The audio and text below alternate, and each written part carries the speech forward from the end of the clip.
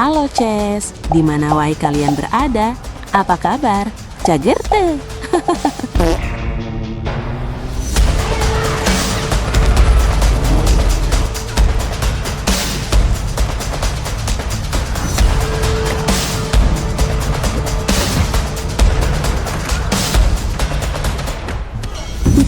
Sebelum lanjut videonya, subscribe dulu atuh Akang Teteh.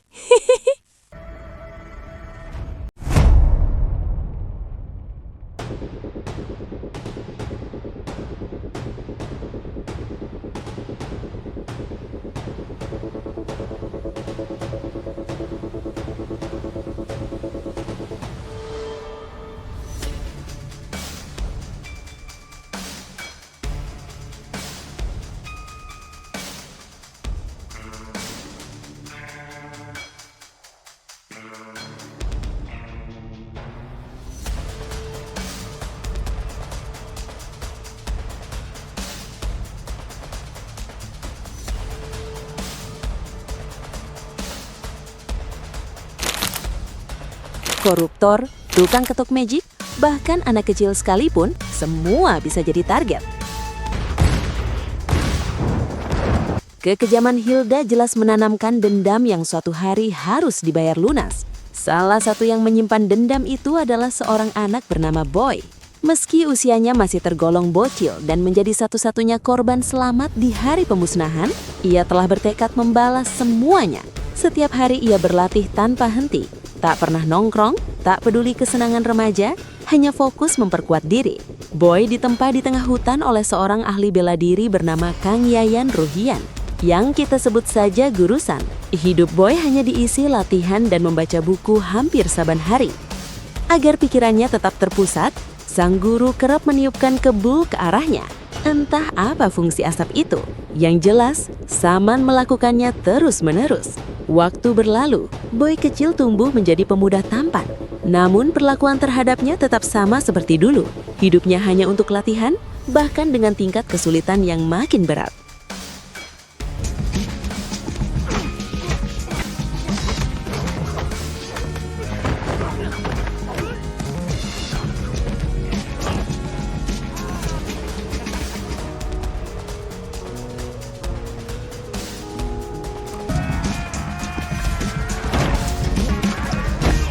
Ada satu hal yang tak pernah bisa ia atasi, yaitu kemunculan bayangan adiknya, Mina. Kini, Mina lebih sering muncul dibanding saat mereka kecil dulu. Boy terus mencoba meyakinkan diri bahwa sosok itu sebenarnya tidak ada. Ia bahkan berusaha mengabaikannya dan tak menoleh sedikit pun. Tetapi, karena Mina terlalu menggemaskan, akhirnya Boy memilih membiarkannya kali ini. Bersama Mina dan Saman, ia pergi ke pasar menjual kubis dan kangkung segar. Tanpa diduga, ia bertemu seorang gadis penjual bunga yang tiba-tiba memberinya setangkai bunga. Boy tak tahu maksud gadis itu, namun sebagai remaja yang sedang puber, ia merasa sangat senang diperhatikan. Sayangnya kebahagiaan itu hanya sebentar, sebab pasukan Hilda datang menyisir pasar untuk memburu para pembelot. Saman segera menarik Boy pergi sebelum semuanya terlambat, karena nasib mereka bisa sama seperti pembelot lain jika tertangkap.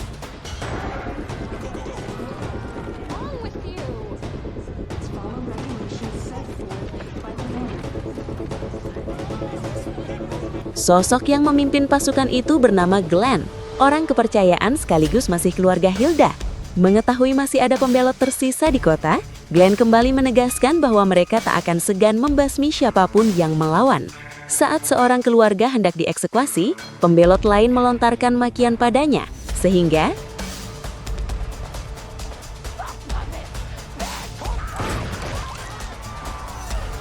keributan pun makin menjadi ketika Glenn dengan watadosnya justru melemparkan permen ke arah warga, berharap situasi mereda. Seorang bapak yang sudah muak mencoba menyerangnya dari belakang dengan bacokan. Namun Gideon, kakak ipar Glenn, lebih dulu menyadarinya dan memerintahkan agen terbaik mereka, Juni, untuk menghentikan tindakan itu.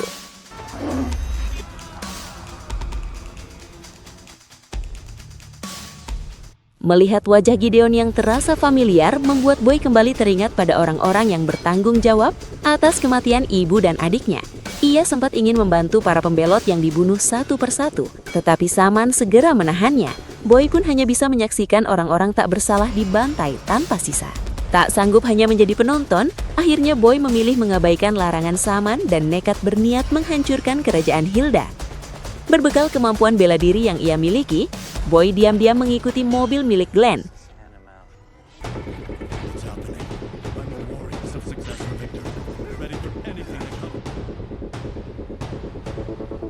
Ia lalu menyelinap masuk ke bagasi dan membiarkan dirinya terbawa langsung menuju markas mereka.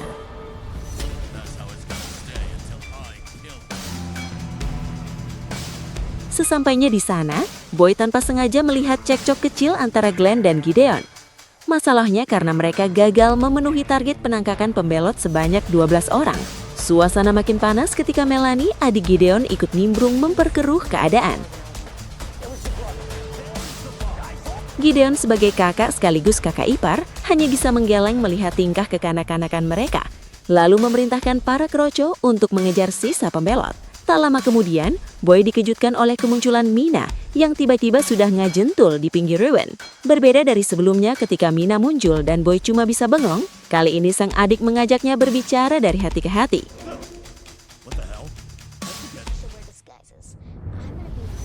Tanpa Boy sadari, Gideon dan pasukannya sudah hilang entah kemana. Boy pun bersiap menyisir tempat itu untuk mencari keberadaan Hilda. Mina sendiri kini berubah wujud seperti sosok ninja dengan 2 sayap di punggungnya. Karena terlalu excited dengan misi ini, ia sorak riang sambil keluar dari persembunyian. Boy yang lupa bahwa Mina hanya ada di dalam pikirannya, langsung refleks melompat untuk mengamankannya. Tanpa menghiraukan fakta itu, Boy segera mencari benda apapun yang bisa dijadikan senjata melawan anak buah Glenn. Disinilah hasil latihan bertahun-tahun Boy benar-benar terlihat.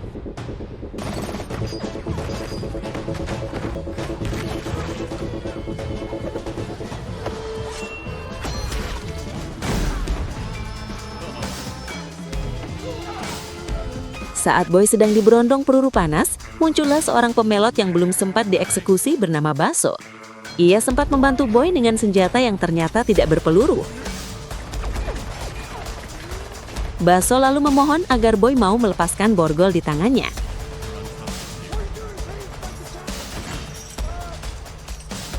Setelah menyuruh Baso bersembunyi, Boy kembali brutal menghabisi para kroco yang tersisa.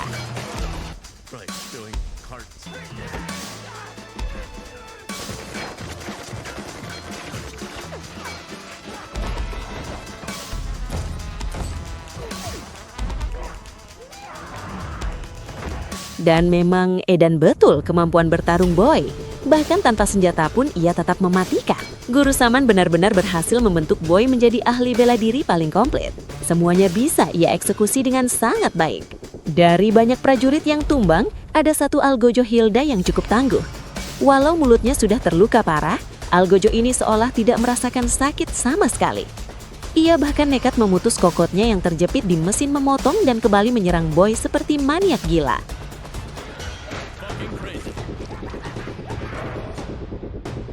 Setelah semua prajurit dibereskan, mereka dikejutkan oleh Glenn yang menembakkan senjatanya ke segala arah. Untung saja Baso berhasil menembak kaki Glenn hingga ia langsung memohon ampun. Baso mendesaknya untuk membocorkan lokasi Hilda saat ini. Karena Glenn tak kunjung bicara, Baso yang mulai kesal mengambil besi tracker untuk mengancamnya. Ternyata, karena terlalu berat, besi itu malah tak sengaja terjatuh.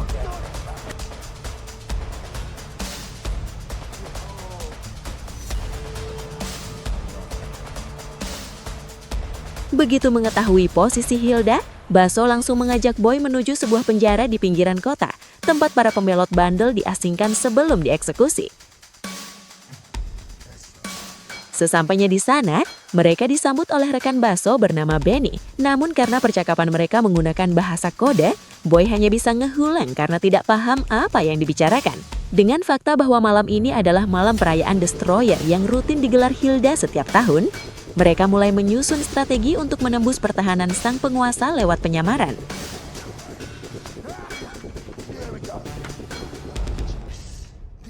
Namun sekali lagi, karena Baso dan Benny berbicara terlalu cepat dengan bahasa kode mereka sendiri, Boy dan Mina yang kembali muncul hanya bisa menut-menut ketika Benny mengajak mereka berbicara. Setelah tiba di lokasi yang disebutkan Glenn, Mereka segera menyiapkan penyamaran masing-masing. Baso dan Benny menyaru sebagai petugas keamanan, sementara Boy mengenakan seragam koki dan diminta masuk lebih dulu.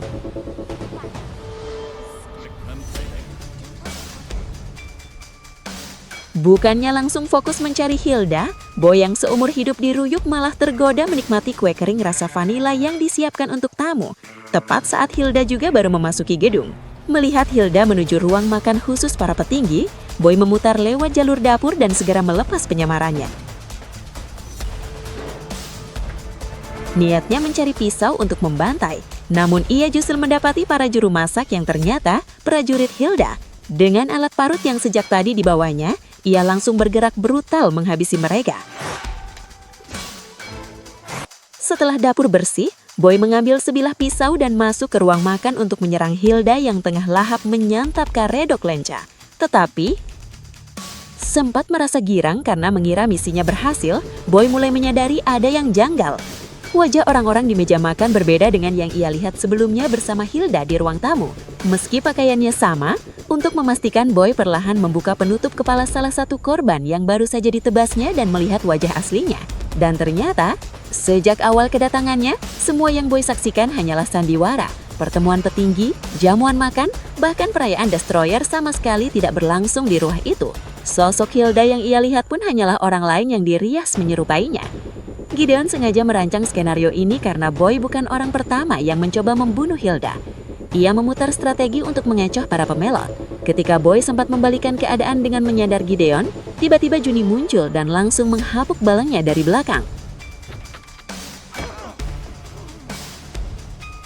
Gideon pun menarik mundur pasukannya, memaksa Boy bertarung 1 melawan 1 dengan Juni. Pertarungan epik pun tak terelakkan. Mereka bahkan sempat merusak hidangan di atas meja karena duel sengit itu.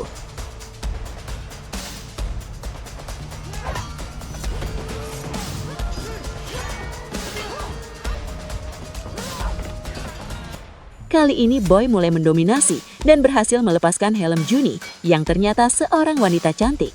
Sampai akhirnya, karena Mina muncul di waktu yang tidak tepat, Boy pun akhirnya dibuat tumbang dan tak sadarkan diri. Dalam kondisi pingsan itu, ingatannya kembali ke masa lalu saat guru Saman dengan tega menghilangkan lidah Boy dan merusak telinganya hingga badik. Tak heran, sepanjang cerita Boy dewasa tidak pernah berbicara sepatah kata pun, karena memang sejak awal ia sengaja dibentuk menjadi sosok yang bisu dan tuli. Entah apa tujuan sebenarnya dari guru Saman melakukan hal sekejam itu. Lamunan Boy terputus ketika ia terbangun dan langsung diinterogasi oleh Juni. Dari cara bertarung Boy, Juni sangat yakin itu adalah gaya khas guru Saman, orang yang paling dicari Hilda. Namun karena Boy tetap bungkam, Juni akhirnya menyerahkan proses interogasi kepada Gideon. Berbeda dengan Juni, Gideon memilih pendekatan yang lebih halus untuk menggali informasi. Mengingat Hilda adalah saudara kandungnya, Gideon tahu persis siapa Saman dan alasan mengapa Hilda begitu memburunya. Bahkan acara Destroyer sendiri sengaja dibuat Hilda hanya untuk memancing dan menangkap Saman. Sayangnya, sebelum Gideon sempat menjelaskan semuanya, Melanie keburu muncul. Gideon hanya sempat menyelipkan sesuatu ke saku celana Boy, entah benda apa, tanpa bisa memberi penjelasan lebih jauh tentang Hilda.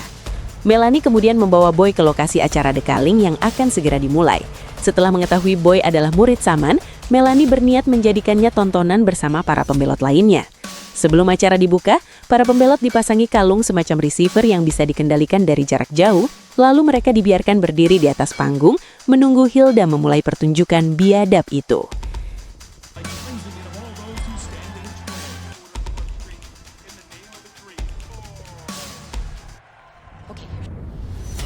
Saat sedang memberikan sambutan, Hilda tanpa sengaja melirik ke arah panggung dan melihat Boy berada di sana. Entah apa hubungan Boy dengan Hilda di masa lalu. Namun sikap Hilda langsung berubah drastis hingga ia mengeluarkan pistol, membuat para tamu panik. Melanie pun segera turun tangan mengamankan situasi. Setelah mengantar Hilda kembali ke ruang pribadinya, Melanie mengambil alih podium dan resmi membuka acara pemusnahan. Sementara itu, ia sendiri pergi ke studio untuk memantau lewat CCTV. Kita pun dibawa ke panggung ketika satu persatu pembelot mulai dijatuhkan dan pembantaian massal akhirnya dimulai.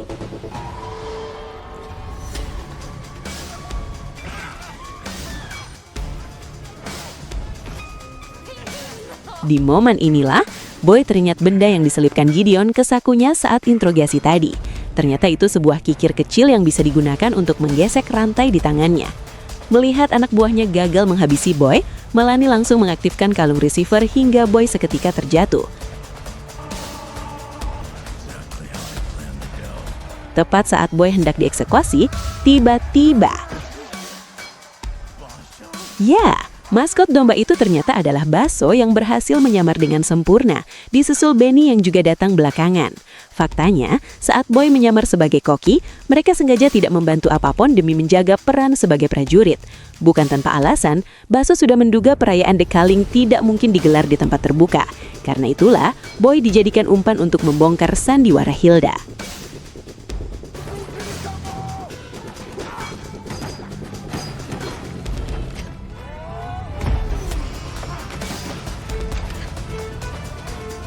Saat Boy dan kawan-kawan sibuk menghabisi prajurit, Melanie yang kesal mulai menyalahkan Gideon karena dianggap gagal mengendalikan situasi. Bahkan tanpa ragu, ia menembak Gideon, kakak iparnya sendiri, lalu naik ke panggung ketika Boy CS masih mengacak-acak pasukan.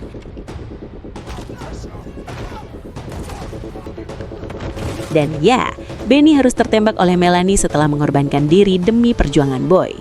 Tak lama kemudian, Baso juga berhasil ditembak jatuh. Muak melihat kebrutalan Melanie yang sama sekali tidak mencerminkan sosok ibu rumah tangga yang solehah, Boy akhirnya menjatuhkannya dengan patung nanas raksasa dan menghabisinya dengan cara yang tidak mainstream.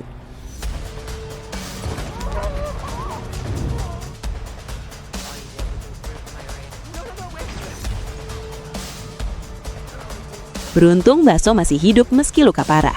Ia sempat ditahan Boy agar tidak ikut bertarung lagi. Namun sejak awal Baso sudah mendedikasikan hidupnya untuk menghabisi Hilda. Ia tetap bersikeras akan berjuang sampai akhir.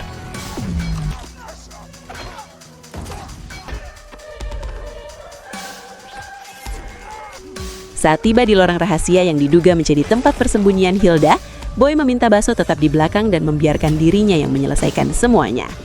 Naas, Baso akhirnya tewas karena kehabisan darah akibat luka tembak yang ia derita.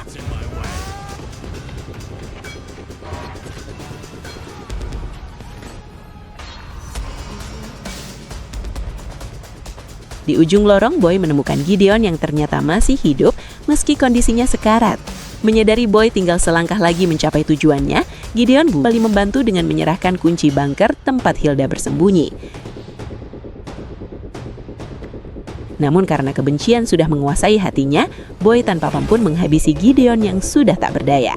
Saat memasuki lift, Boy langsung disambut intimidasi Hilda lewat CCTV. Tetapi ketika Boy memperlihatkan coretan gambar keluarga yang ia buat saat kecil, Hilda tiba-tiba mematikan CCTV dan memerintahkan Juni menghadapnya.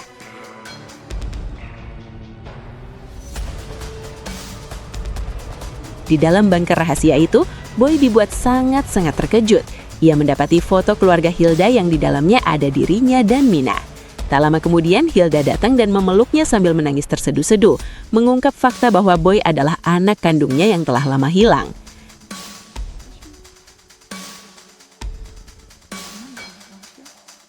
Ada masih ingat kebul asap yang selalu dihembuskan Guru Saman? Ternyata asap itu berasal dari campuran daun-daun langka yang mampu membuat seseorang kehilangan ingatan.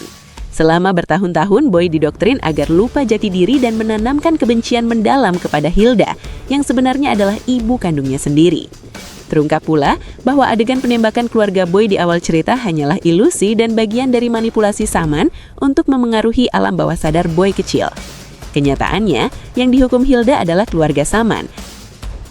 Bahkan orang yang menembak keluarga Saman tak lain adalah Boy sendiri setelah Saman membunuh ayah kandungnya. Saat Boy kecil hampir menghabisi Saman, ia kehilangan kendali karena trauma berat usai membunuh seseorang. Saman memanfaatkan kesempatan itu untuk kabur dan bersembunyi di hutan dekat istana Hilda. Tak sangka, Boy kecil juga pergi ke sana untuk menenangkan diri, dan dari situlah Saman menyusun rencana memanfaatkan kepolosannya. Kejutan belum berhenti, Juni, tangan kanan kepercayaan Hilda, ternyata adalah Mina, adik kandung Boy yang selama ini dikira telah mati. Ya, Juni dan helm yang selalu ia pakai hanyalah penyamaran yang dibuat Hilda agar Saman tak memburunya. Sosok Mina kecil yang kerap muncul di pikiran Boy pun bagian dari ilusi doktrin Saman. Karena Boy masih terperangkap pengaruh ilusi tersebut, Hilda merasa usahanya menyadarkannya gagal. Ia bahkan menyuruh Mina menghabisi Boy sebelum semuanya terlambat. Namun ketika dipukuli, Boy mengangkat 5 jari, isyarat masa kecil mereka yang membuat Mina tersadar. Sehingga, dengan keyakinan bahwa ibunya sudah terlalu banyak menimbulkan kerusakan, Mina memilih membunuh Hilda dan membawa Boy kabur. Melihat Mina membelot dari kelompok The Culling, sang nenek langsung mengerahkan seluruh pasukan untuk memburu mereka.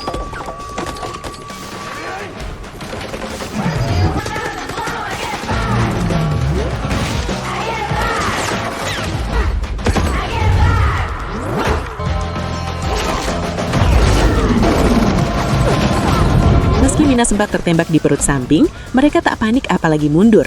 Memanfaatkan mayat penjaga yang memakai rompi anti peluru, mereka kembali brutal dan menumbangkan penjaga bersenjata Gatling gun.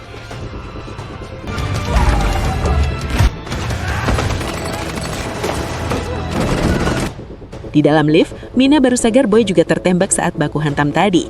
Ia sempat ingin membawanya ke rumah sakit, namun Saman sudah menunggu di depan lift. Melihat kakaknya makin kehabisan darah, Mina memutuskan maju sendirian.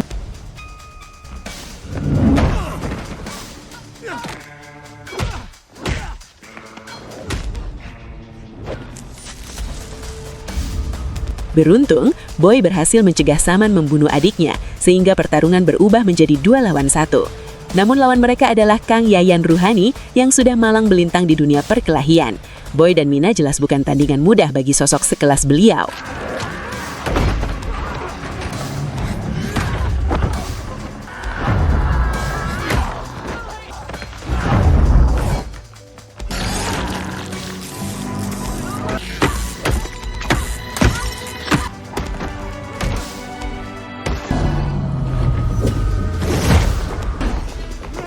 Entah Mina masih sadar atau tidak, Boy terus melancarkan serangan yang kini mulai mampu mengimbangi Kang Yayan.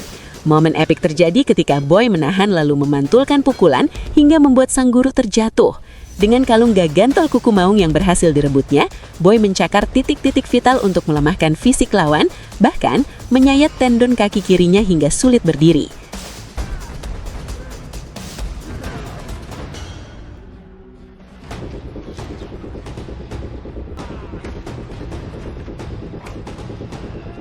Sampai akhirnya, dengan tewasnya Saman dan Hilda, berakhirlah seluruh mimpi buruk yang selama ini The Culling timbulkan. Setelah semuanya selesai, Boy segera memeriksa Mina yang alhamdulillah masih hidup. Mereka pun memutuskan tinggal di panti asuhan hingga ada orang baik yang bersedia merawat keduanya. Tamat.